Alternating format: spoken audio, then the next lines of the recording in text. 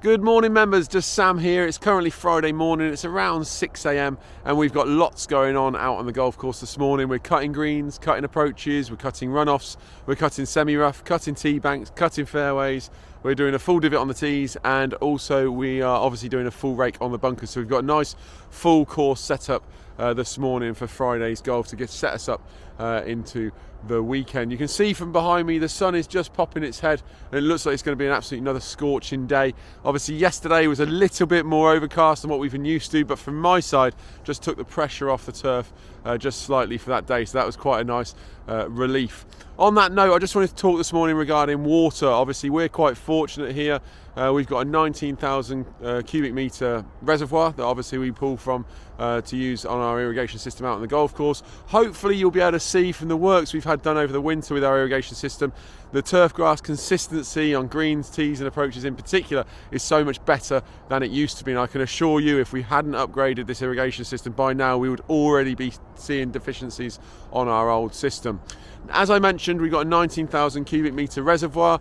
We've got an abstraction licence that we're able to pull 20 cubic metres a day from the brook that runs from the back of Fleet Pond all the way down towards the M3. So we can top that up with 20 cubic metres a day. Obviously that's not a huge amount, and obviously when that brook does dry up, we're unable to pull from there as well. So therefore water management from my side is so important, so critical. So we're going to ease off of the fairways now. The majority of all the new turf that was laid sort of 8 weeks ago has now grown in, so I can ease off that watering. For us, obviously, that was priority number one, to try and get all of the turf grown in.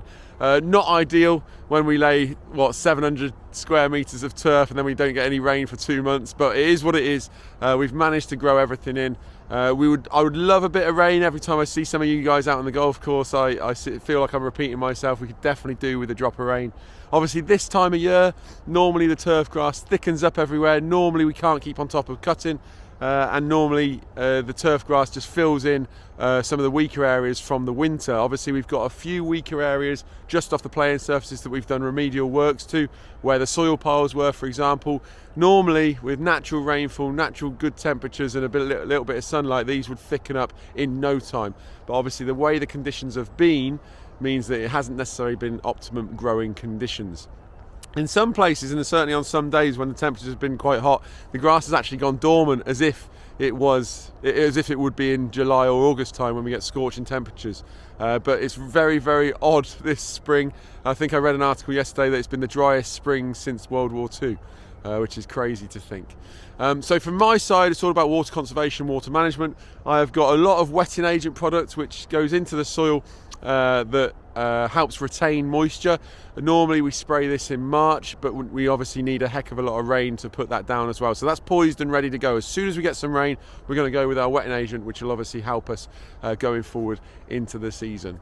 Looking ahead at my long range forecast, it looks like there's a week in about 10 days time. I think it was the 27th, 28th, 29th. It looks like we've got 3 days of constant rain, which would be great. Top up the reservoir, give the turf a little bit of a break, and also hopefully give us opportunity to get our wetting agent out. So that's really it from me. We're obviously, like I say, it's all about conservation of water to make sure we can get through the season. I think Rob mentioned in one of his updates that we're going to look to mains as soon as we can. We're in the hands of Scottish and Southern Electric to move our electricity feed from where we have moved the tank. But as soon as that's done, we're going to lean on mains water for a little bit to ensure that we have enough water sat in the reservoir for the rest of the season. So that's all it from me, really. I hope everyone's well. Hope everyone enjoys this golfing weather, and we'll see you on the course.